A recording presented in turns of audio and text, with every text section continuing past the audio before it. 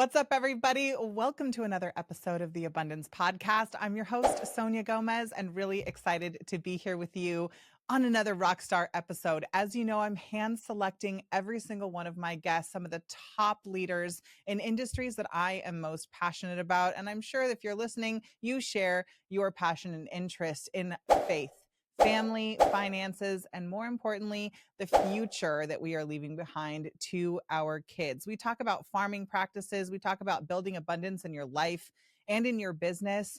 And today, our guest is here to share with us about the transformations that he's creating on farms for families and the future. Chris Trump, a dear friend and colleague in the regenerative farming space, is a farmer and a pretty much kind of a super nerd in micrology and microbiology. He works with farms, universities, and nonprofits all over the world to foster change in our food and medicine systems. We're going to be sharing and telling about Korean natural farming, some of the regenerative practices, how they're being utilized on both a small and large scale. We're going to talk about his incredible kids and family that he has and what we're leaving behind. I invite you now to take a very small action. I want you to like, share, and tag 5 people that you believe will benefit from this episode. By taking these small actions, we've been able to impact hundreds of millions of people worldwide with a message around freedom so that you can make empowered and informed decisions about how you live your life, how you care for yourself, your loved ones, the people or conditions that you may be suffering from. I'm so excited to be here today. Help me welcome my good friend, Chris Trump. What's going on, Chris?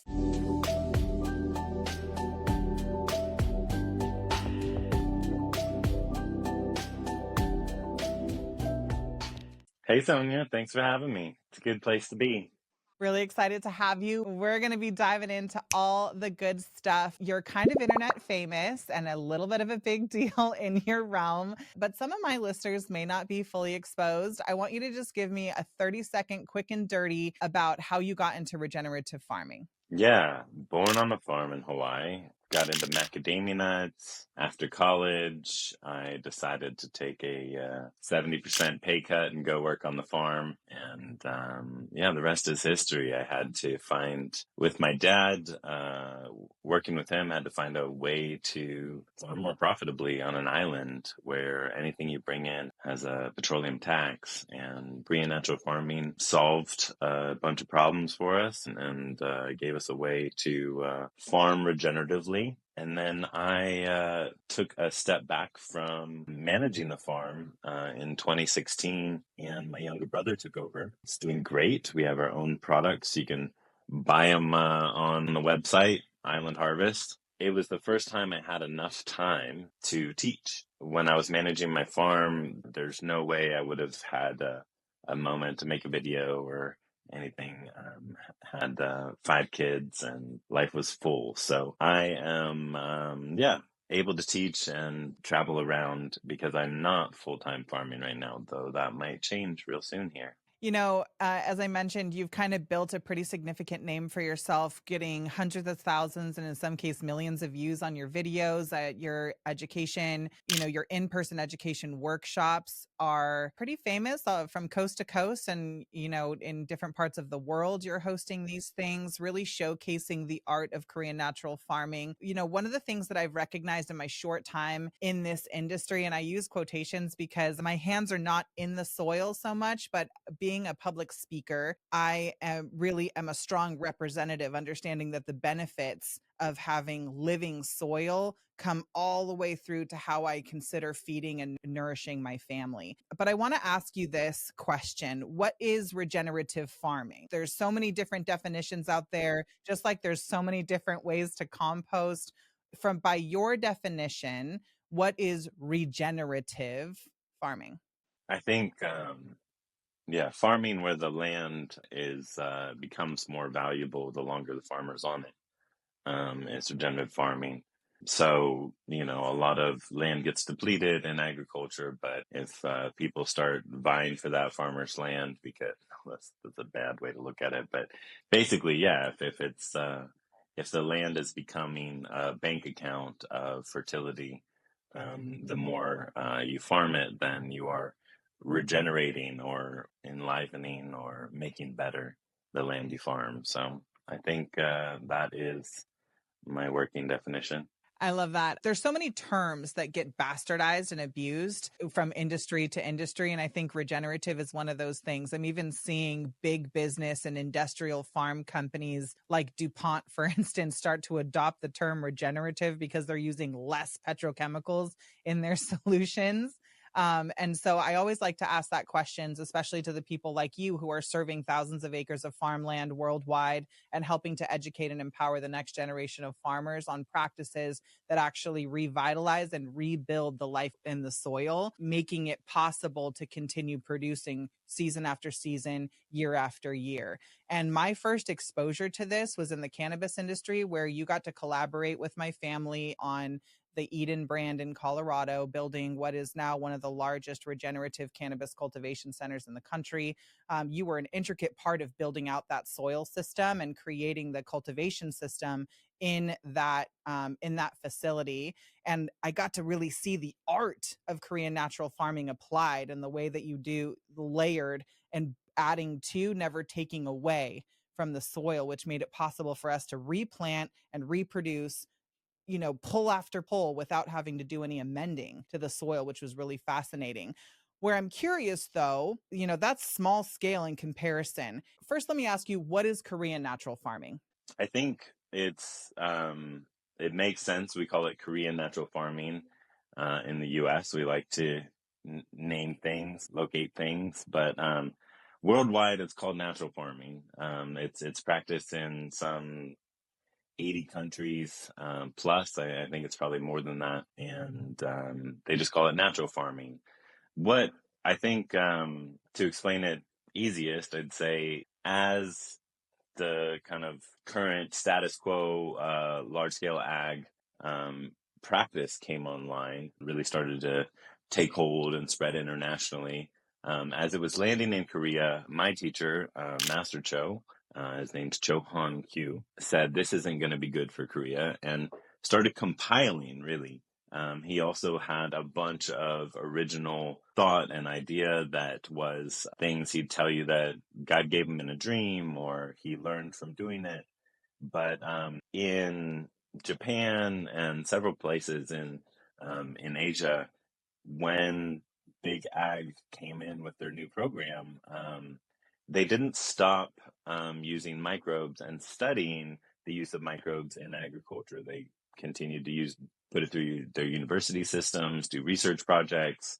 And so they have an uninterrupted kind of pursuit of microbial farming in Japan, especially, and Korea. And so that got kind of, brought together, canonized at that time as a solution for preventative measure to what my teacher thought was going to be a really bad thing for humans. And so he started that in the 70s and 80s. And that has been going on maybe longer than that, actually. And it's a way to tend to the microbial life of the soil, to partner with nature to grow food. So instead of kind of hacking these natural laws, we're looking at them as tools and resources to partner with. So I'm going to get better production by, you know, hooking on to this train that's going, 200 miles an hour down the track, rather than building my own train track and trying to power a train through it. So it's a way of amending the soil, enlivening the soil with the use of indigenous microorganisms that you can cultivate in a sustainable manner. And yeah, there's a whole bunch to it, big rabbit hole, but it's really a actually profitable way to farm for a subsistence farmer, somebody who's trying to make a living off their farm.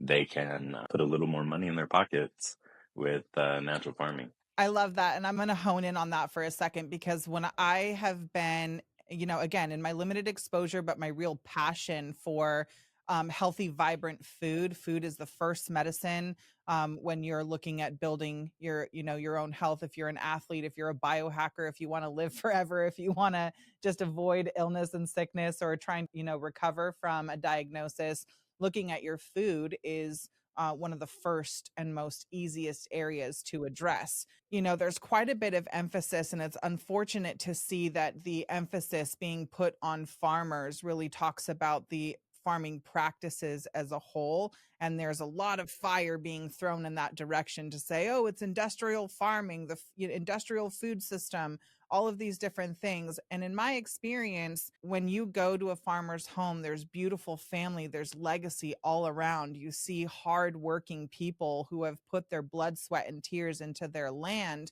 following the advice of people who promise to help them get better results, higher yields, and more successful farming. But what we're seeing is actually the degradation of soil.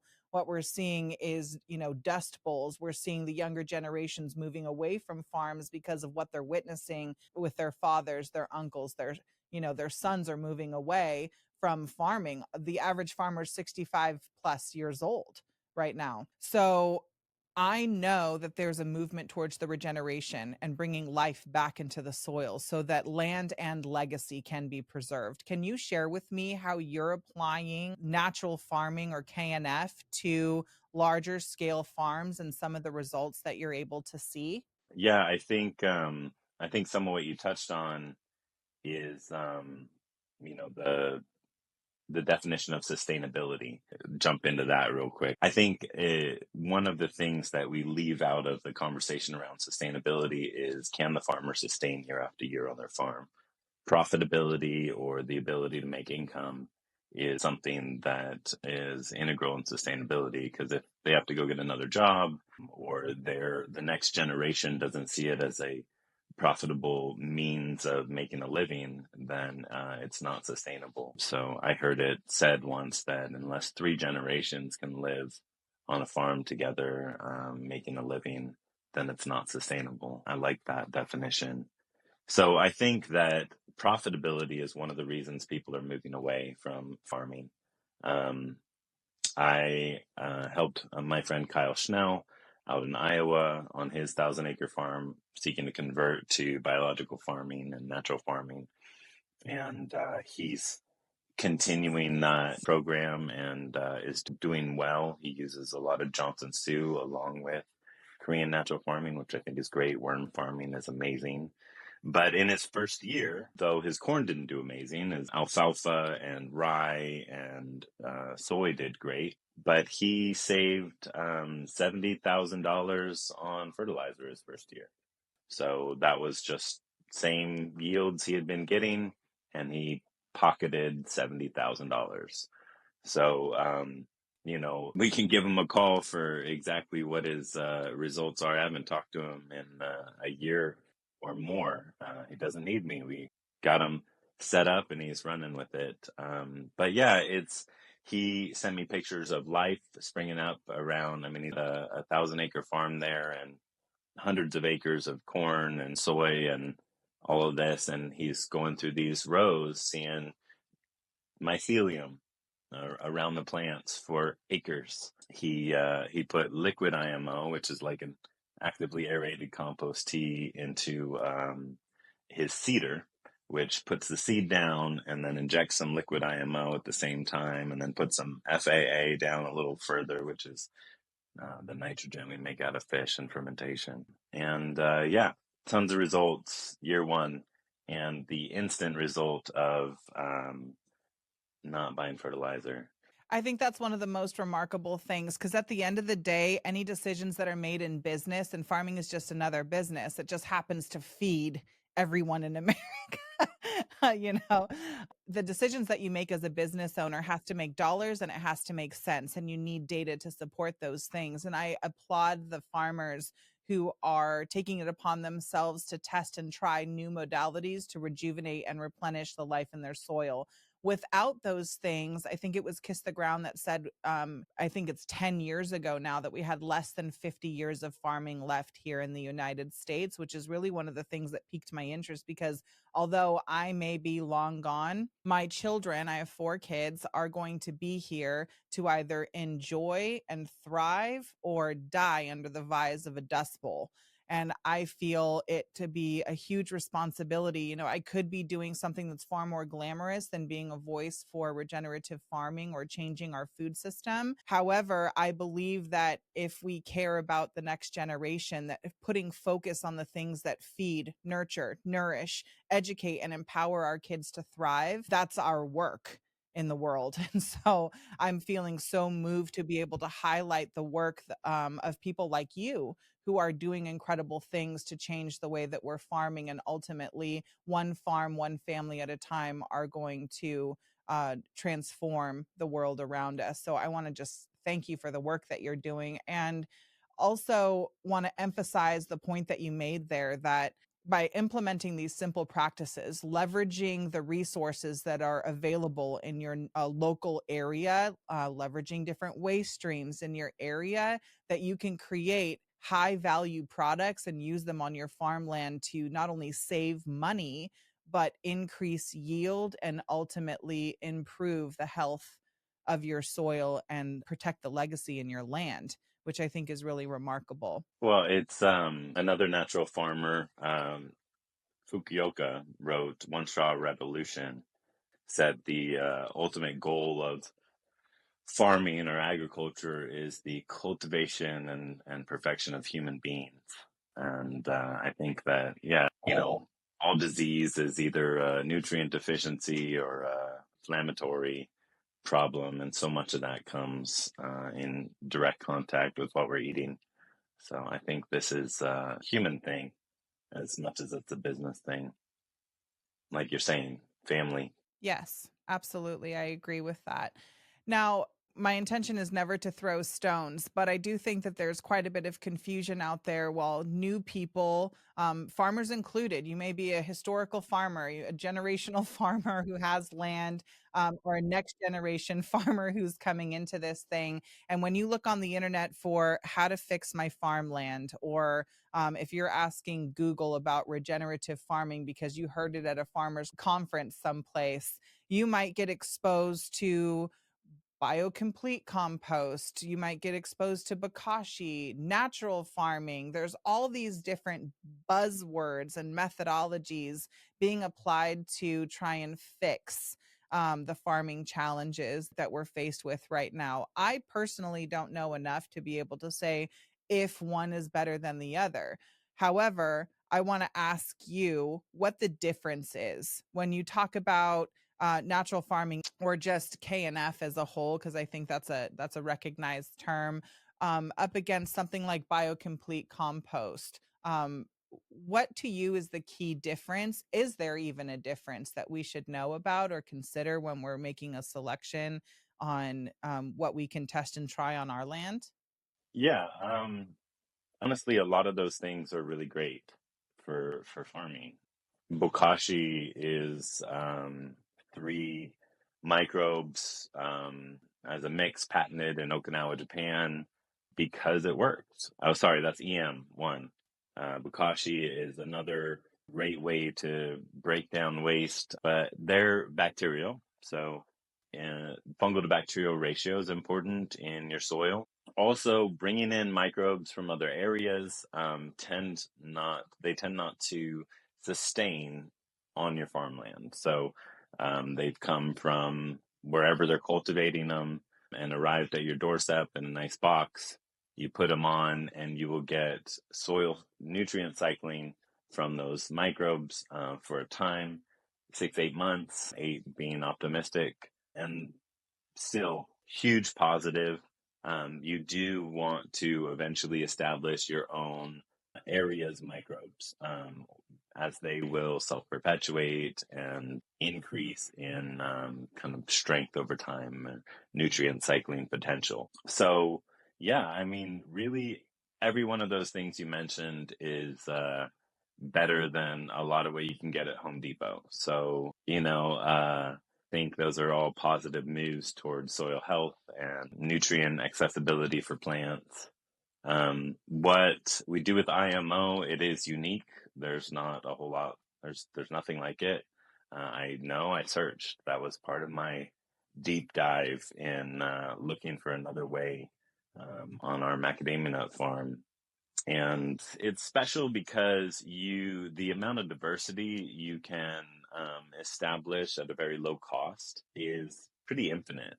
You really can continue to get collections from your surrounding area and establish them over time. So you're getting these cultures of the life and the fungi in your surrounding area, and you're getting them established on your farmland. And it's a technique. Sadly, you can't buy local microbes at this time. I'm sure that's coming one day. So it does take some effort or a friend to go out and get a culture of indigenous microbial life.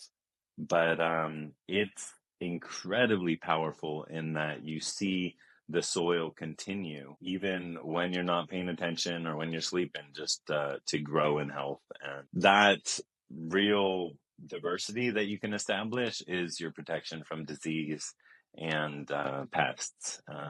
We can go into that maybe later, but when a plant's totally healthy and getting on-demand minor minerals, it's able to produce its own defense, complete proteins in its cell walls, and strengthen its root system. So I think IMO is just an amazing tool where you're like, this is how nature works. I'm going to try and deviate as little as possible from a scientific natural system.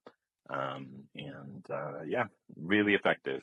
I like to say in our Living Soil company that we are on a mission to make soil sexy. And one of the things that I got to witness when you were working with my husband, James, and our farm team in the Cannabis Cultivation Center was seeing you build these inputs. And I'll never forget, as somebody who has a reputation for killing houseplants, I had called you and asked you to come over to my house. We had just dropped a bunch of compost there and so on and so forth, trying to build up our home garden. And I think this is what, the average person in America does. They call their local provider, they go to Home Depot, they buy the organic compost or soil, and they have it dropped off at their house and build their raised bed gardens. Well, you were there. And so I happened to ask you, like, hey, my cucumbers aren't doing what they're supposed to do, or I'm not seeing my lettuce pop up in this part of my garden. And I'll never forget you walking out to the garden bed and you picked up a handful of the soil. And I'd never seen this before. You smelled it and then you took a pinch of it and you tasted it. And right away you could tell me, oh, if it has this flavor or this smell, it's missing this, or it has too much of that. And I was like, how dirty do you have to get to start to understand the taste and smell of the soil to know what it needs? That's like you're a soil whisperer. Okay, so that was the first thing. The second thing that I saw, and this is a very whimsical experience. If you're looking at the romance of farming, what I witnessed with you and James as you guys were going out and let me just paint the picture for you if you're listening to this.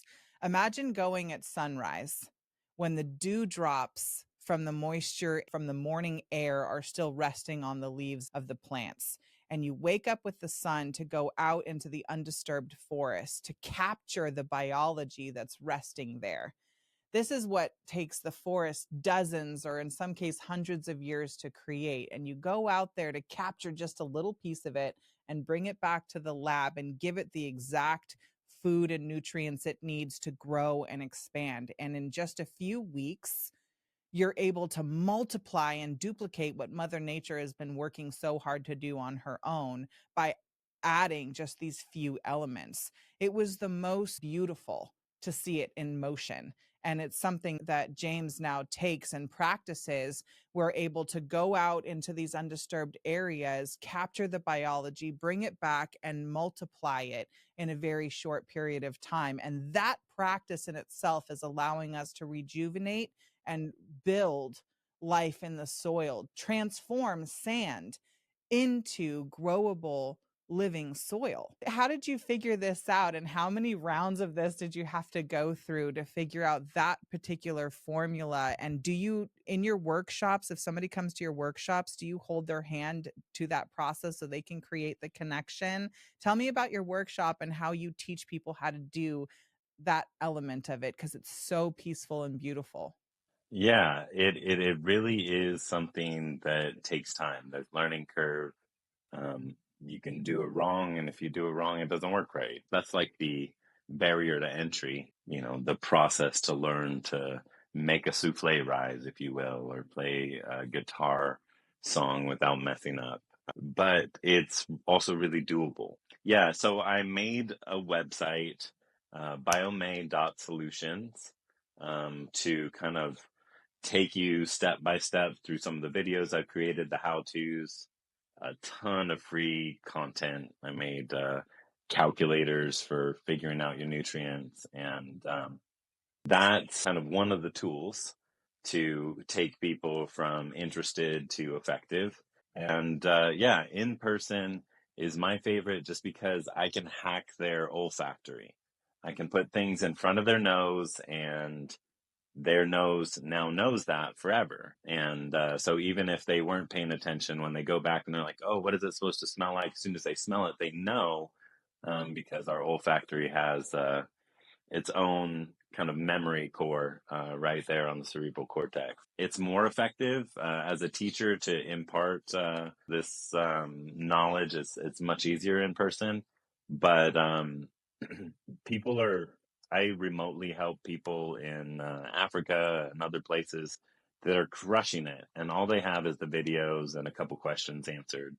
So it's really possible just from the YouTube and the website to, kind of begin from nothing, zero knowledge, and get into it. I learned, I was in Korea 11 times studying with my teacher and with farmers there, people that had been doing it and were making a living by doing it.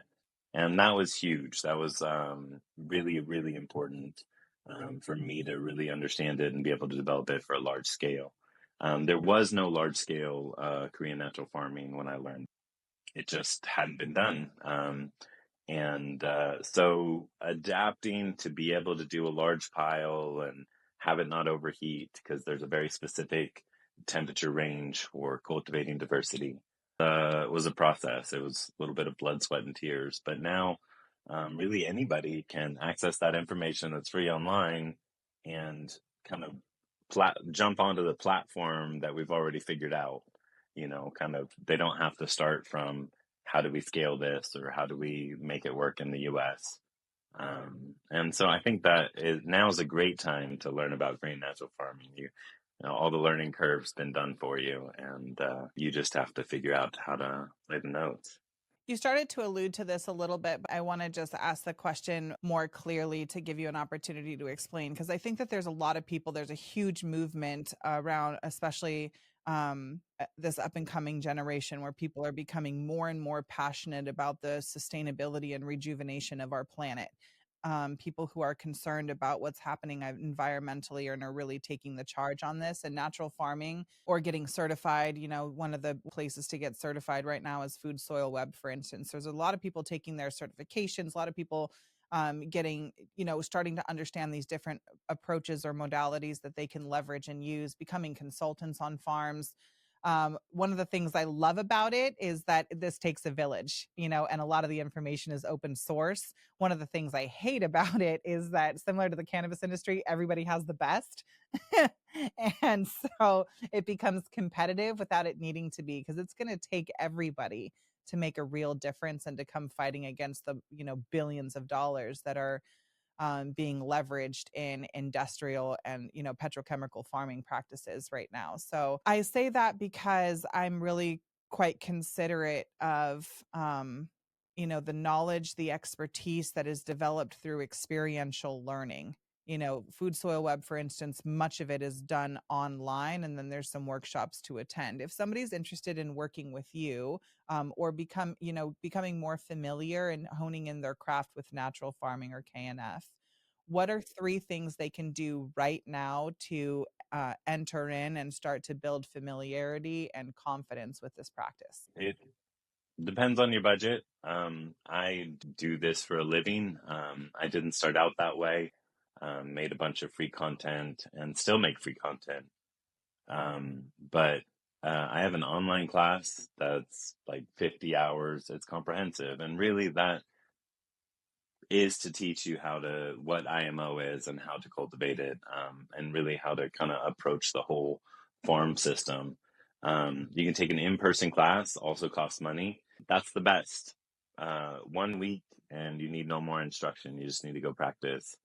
A lot of really successful farmers came through there and just on their own crushing it since. The owners of your family farm, they came to class and went back and said, we're doing this for our farm. So yeah, really great example there in that cannabis farm. But free, just go biome.solutions and it's a list of free YouTubes and free resources and explanations. It's just a little bit of, it's like taking 2 credit night class, maybe. Got a little bit of homework. You need to go do everything that you're learning. But bottom line, whichever route you go, you just do it. Get to the point where you make the thing and do the thing and learn from how it goes. Because if it fails, it's not a big deal. You lost a handful of rice, or a handful of sugar, but you gained the experience to know how to do it right the next time. And so it's really doing it. I've been providing free teacher training for people that come through my class. If they practice for a year and stay connected to the community, I'll invite them back and for the week prior to one of my classes and teach them how to prep a class, how to put it all together. And I've been doing that since 2016. So now there's like some 300, 400 soil smiths. I give them a soil smith badge or certificate and train them to teach, because I think that this is something where there doesn't need to be some central figure or exact modality. I think it's going to be something that does take a village, is something where the more people that it can effectively communicate accurate information, the better. So yeah, it's joining the community and getting your questions answered. We've started some great Facebook groups that are real effective. People are funny. They online, the way they talk to each other, it's like, oh my gosh, like, yeah, just beginning. That's the best way to get into natural farming. Begin somewhere. Yeah, everybody has an ego that has to be addressed. It's okay. If you don't have haters, you're not making a big enough difference to talk about. So I want to pivot for a second to something that I know we have in common, and that's the role that we play as a parent. You're a father of 5 beautiful sons and daughters, and all kind of at that phase where they're watching, both eyes and both ears open, or at least we hope. Is your legacy something that you think about, the impact of your work and what you're leaving behind to your kids? And do you think your kids are going to pick up what you're doing and apply it in their own life? Absolutely. I hope that. I think right now it's the balance between time with my kids and time working. And so I hope they still like what I do when they're older, because dad had to go on a trip or do these things. But we get a lot of wonderful time together and we have a blast. My son was the youngest person I ever taught. He sat through a 40-hour class at like 8 years old, and then at 10 came back and sat through it again to do the teacher training and was helping people find microbes in the forest. My kids, they love agriculture. They like being around it. The farm in Hawaii is still something we visit and are part of. Yeah, really, I think my goal in this is that when they're my age, trying to buy food for their family, that the whole grocery store is medicine, that there's nothing toxic there, because we've thrown out practices that don't serve humanity. It's sometimes overwhelming to think about what you're doing and how it's impacting the next generation. And I think more and more when I see just the beauty, the resilience, the strength, the creativity that's pouring out of my kids right now. We have a 21-year-old son in college in Montana, living his best life, waking up in the morning and hiking to the top of a mountain, skiing down, and then going to work at, this incredible club where he's learning, amazing skills, serving incredible people, and just finding such a passion for his life right now. Our 17-year-old is getting ready to graduate second in her class and on her way to Northwestern. Our 15-year-old is a competitive rock climber, and our 7-year-old believes in magic. It's just incredible to see their passion, how whimsical, they still have their eyes, wide open. They haven't been, battered or bruised by what life can bring. And so when I think about legacy and what I'm leaving behind is I'm wanting to preserve, that magic. That's one of the things that I witnessed in farming and what I'm finding to be true. When I look beneath the surface, that's always a piece of advice that I give them. When you look beneath the surface, what is it that you can find? The microbiology, all of the life, everything that's existing that you can't see with the naked eye. It is the fruit of life, right? Everything that builds vitality and strength and nurtures and nourishes you as a person is all that can be, that is not seen with the naked eye. I apply that to spirituality and faith. Does spirituality or your faith play a role in the work that you do? Yeah, the deeper I go in the microbiological world, the more I see the same brushstrokes that are in the sunset. It's designed. There's a painter of nature. There's a symphony, and everybody's on beat. It's pretty incredible. So I think that the role we have in this world is the gardeners. We are the caretakers, the stewards of this place. It's not even ours. It's our kids and those that would inherit after, and the painter of it. But I think that it is pretty metaphysical the way a farmer, especially like livestock farmers, the potential there for even bottom line increase because there's connection and care for their animals or their crops. Yeah, and we've nodded at that metaphysical connection forever as farmers, as humans. We have a lot of idioms that nod at it in agriculture. The shadow of a farmer makes the grain grow. The eye of the farmer makes the calf fat. These are things that obviously we couldn't measure, bottle, and sell at Home Depot, but they are real. And it's just the care of the farmer. You find a leak in the pipe, and as you're walking by and fix it, and the field does that much better. A 0.3% increase, but it happens every day. So I think a lot of ways, and in our interactions with each other as people, worldwide, I get to have traveled many places to teach agriculture and be involved in farms. We all have food in common.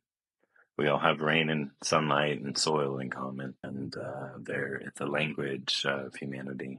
So true. When it comes to natural farming, are there many people doing this at scale, or are you one of the few who has proven results in being able to apply these principles and these practices to large scale farming and seeing results? There's a bunch of people doing it just at scale all over the world, but what I found is teach people and they crush it, and they don't have a lot of time to be talking about it. They're doing it, Yeah. and taking vacations with their extra. So a lot of farmers that I've worked with in their industry, when they figure it out, they see it as a competitive advantage. They don't want to share. And I think that's their prerogative. If they so choose, I'm not going to make them. I'll talk about them though. But yeah, David Wong's a good example. He's on Oahu, and he has a couple thousand pig piggery, and he grows Buddha hand, citrus, and a bunch of other things, and absolutely crushing it. Doing great reputation with his porks in all the high end restaurants and hotels, but he doesn't want to talk about it. And I pat him on the back and say, "Good on you! Like you found something that works, and you don't need to teach the island how to compete with you. Fine." But that's a small region he's in, so there's limited everything, and it makes sense. But yeah, lots of farmers doing it at scale in different places in Ireland. They are not hiding the results. They are talking about it, and Ireland's poised for a full agricultural renaissance, a total departure from the direction they've all been going. They'll beat everybody through the gate as far as a national change. They're way down the line and kind of shifting. And yeah, so no, there's lots of people doing it at scale, and most of the people I know are students I've taught, the people that learned in person. If this is for a subsistence farm, a farm where you make your living, I really recommend an in-person class. I'm not teaching a ton of them because it's a lot of travel and work, but I do keep a few every year, a couple every year. Amazing. Okay, one more question about this. Is this something that has to be done over and over and over again? I was just sitting in a conference with another group of regenerative farmers, and they said, minimum 5-year commitment, and could never give real focused answers on, how much product do I have to use on the front end to see rejuvenation? It was always a sliding scale, on a case by case basis. 5 years is a long time. I'm wondering, I just think about the farmer and the objections that they might have in this process. Can you share with me the results that you're seeing from year to year, season to season? How quickly can someone expect to see results when they apply natural farming practices with your methodology? And is this something that they have to do every single year, or is it a one and done process? Explain that to me a little bit. Yeah, that's a great question, and really somewhat empathetic to the people that were, not being pinned down on a specifics, because as much as we'd like this to be some nice, pie graph, it's nature. And one person's farm is devastated and depleted and lacks any organic matter.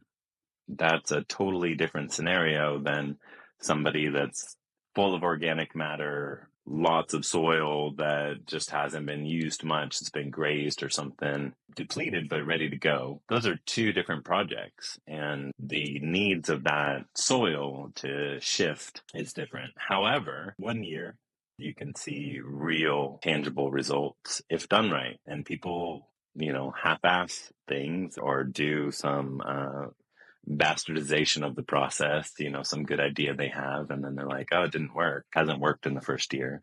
And so it won't work. Some things that some shortcuts people take just won't ever work to really change the soil for long term disease resistance, productivity.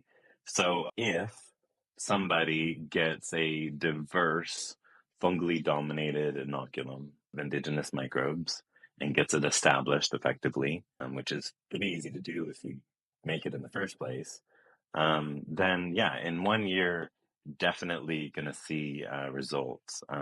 That first year kind of depends on what the state of your crop or your land was before that, but some simple techniques applied with some love and care, it's pretty effective in its first year. And then by year 3, entirely new farm. So you're changing really everything. The way the plant eats, if you have trees, the way their roots are structured will shift in 3 years. Though it is farm specific and crop specific. You can get a long way, even if you're afraid to kind of jump ship on the chemicals you buy.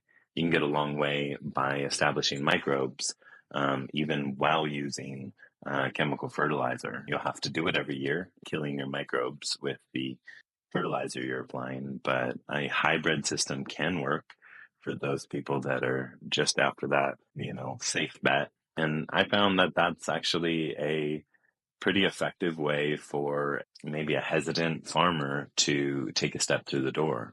They can apply something in addition to what they're already applying on a small plot and see what kind of yield difference they get, what kind of crop difference they get. That's such good advice. And I think that that is a great starting point for a lot of farmers, because I think we're up against the misinformation that comes with the last generation, right? There's, they believe that being on the tractor, tilling up the soil, doing, turning in all of the previous crop, that is in fact farming when. I have some big farming friends, and they're like, they're regenerative farmers now. They're doing it, and they still are like, man, but a tilled field is so beautiful. Just like Yeah. that ready land. They know how bad it is, and still they're like, yeah, I do miss that tilled field though. all ready for planting. So Yep. it's a hard thing to change. It is. Yeah, I think that that's true in so many areas of life, right? Is that in order to get a different result, changing your mindset and your habits, those are the two things that actually end up creating or opening the pathway for transformation. When you can change your mind and then pair that with a change of habits, you can see incredible results. And so when you're a farmer and you're considering applying any form of regenerative farming or natural farming on your land, the good thing to know, and I'll emphasize this point, it's not one or the other. The term is and. You can do what you're doing now and what we are talking about doing and start to see incredible results and slowly start to put more money in your pocket, increase the health of your soil while getting better yields and producing a better product. Yeah, the in India, in the U.S. or Western philosophical thought, we say either or. In India, they have go through their philosophy and logical arguments, and they have a yes and, where we can agree and also include something that's necessary. It's something we can apply here for sure. The art of life. Yes, and that's my favorite term.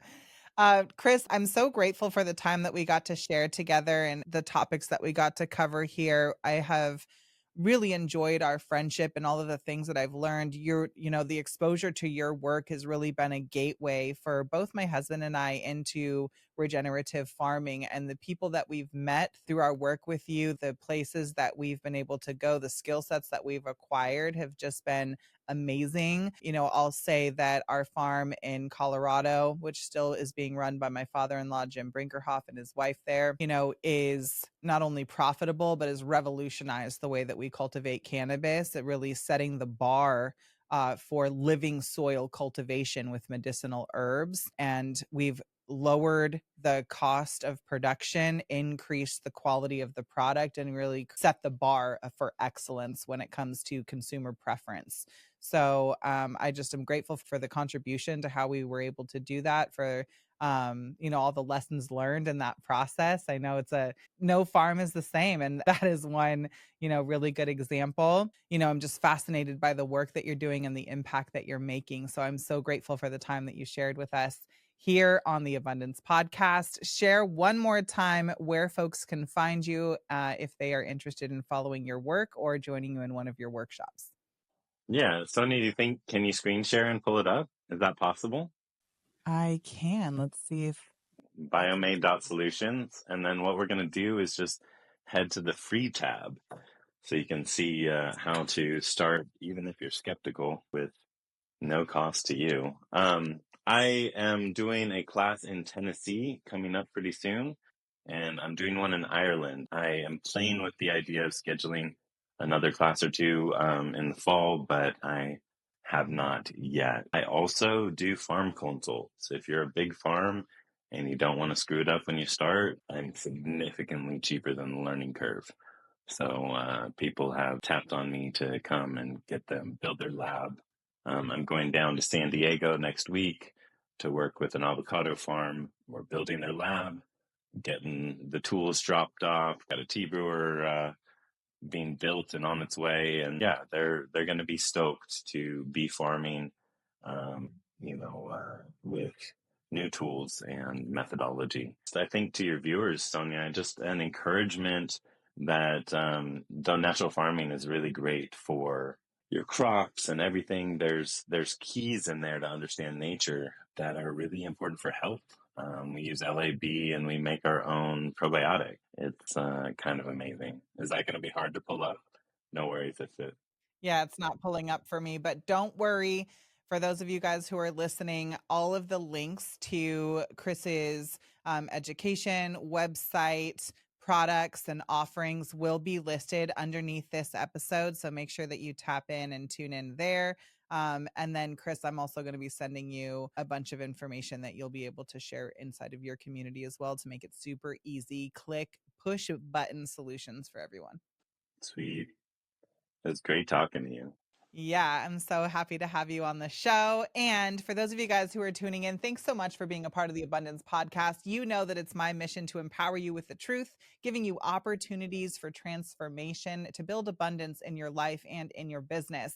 If you're passionate about faith, finances, the future, and what it's going to do for your family, this is the place to be to talk about all the things that matter most in our lives. I invite you now to like, share, and tag 5 people that you believe will get a benefit from listening to our content. By taking these small actions, we've been able to impact millions of people around the world with this message and to empower them to be healthy, happy, and free. I'm your host, Sonia Gomez, and this is the Abundance Podcast. We'll see you on our next episode, guys.